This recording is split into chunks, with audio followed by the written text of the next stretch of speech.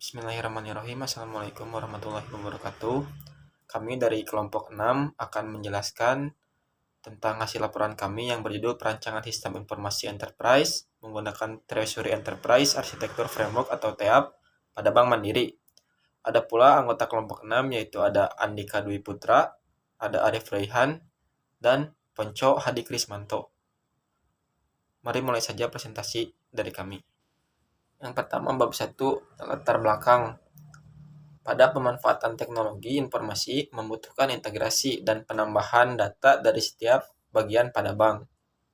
Maka dari itu dibutuhkan enterprise arsitektur yang dapat mendukung dalam mengklasifikasikan proses-proses bisnis, pelaku bisnis, data teknologi yang digunakan, aplikasi, dan juga lokasi dari proses bisnis.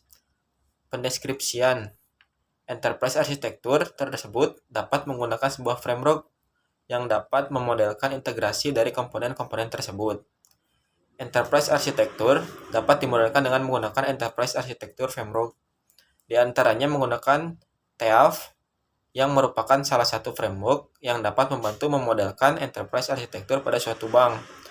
Berdasarkan latar belakang tersebut, dapat dirumuskan rumusan masalah. Yang pertama, bagaimana melakukan pemodelan sistem informasi dengan menggunakan framework TEAF pada Bank Mandiri. Yang kedua, bagaimana rancangan sistem informasi agar dapat mempermudah dan mengefisiensikan waktu dalam melakukan kegiatan pekerjaan di Bank Mandiri. Lalu ada pula tujuan penelitian. Yang pertama, 1. Untuk mengetahui bagaimana melakukan pemodelan sistem informasi dengan menggunakan TEAF framework pada Bank Mandiri. Yang kedua, menganalisis kesulitan proses kegiatan kerja di Bank Mandiri agar proses kerja dapat dilakukan lebih mudah dan efisien. Lalu selanjutnya bab 2, landasan teori. Yang pertama, arsitektur enterprise. Arsitektur enterprise adalah metodologi yang bertujuan menyediakan kerangka kerja bagi perusahaan untuk kegunaan informasi dalam proses bisnis sehingga dapat mendukung strategi bisnis, menyediakan penyelarasan antara strategi bisnis dan teknologi informasi. Yang kedua ada Treasury Enterprise Architecture Framework atau TEAF.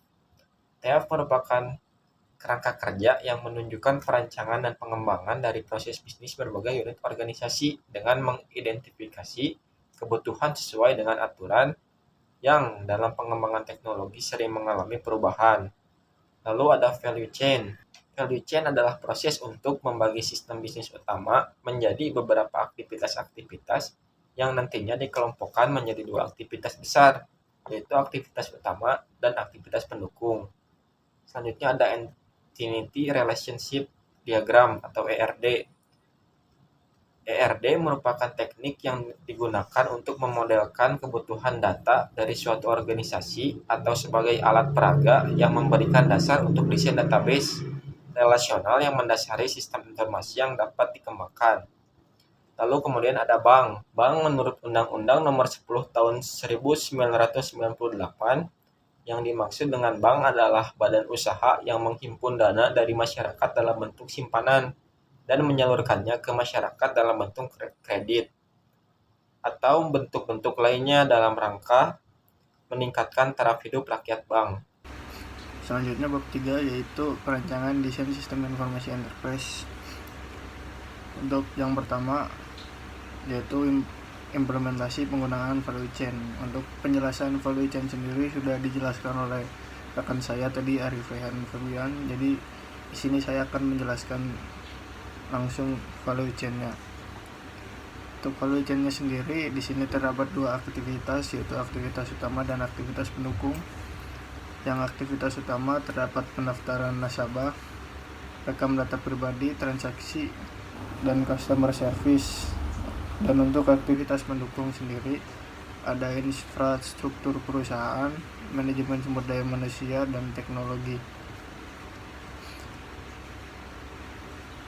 Untuk aktivitas utama yang pertama yaitu pendaftaran nasabah.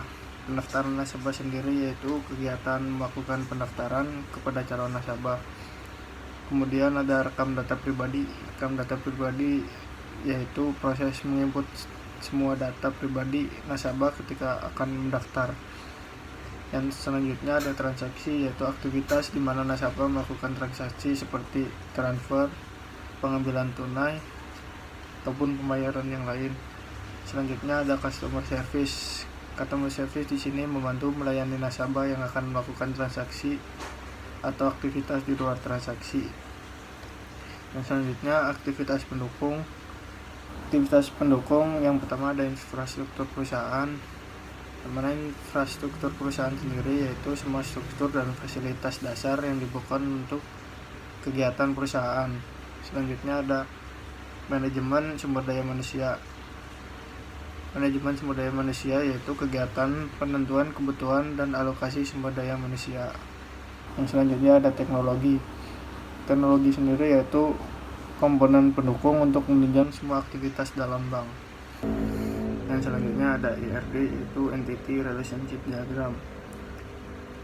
Di sini terdapat 4 entitas, yaitu yang pertama ada nasabah, yang kedua ada rekening, yang ketiga ada cabang bank, dan keempat ada transaksi.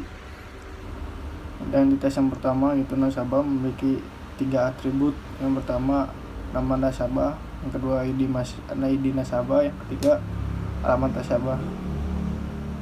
Nasabah di sini memiliki 2 relasi. Yang pertama relasi dengan rekening, yang kedua dengan transaksi. Kemudian entitas yang kedua ada rekening. Rekening di sini memiliki 3 atribut, yaitu nomor rekening, PIN, dan saldo. Rekening sendiri memiliki 2 relasi, yaitu yang pertama dengan cabang bank dan yang kedua dengan entitas transaksi. Selanjutnya ada cabang bank. Cabang bank di sini memiliki 3 atribut. Yang pertama kode cabang, yang kedua nama cabang, ketiga alamat cabang. Yang selanjutnya ada entitas transaksi. Entitas transaksi di sini memiliki 4 atribut. Yang pertama ada nomor transaksi, yang kedua ada jenis transaksi, ketiga tanggal, dan yang terakhir jumlah.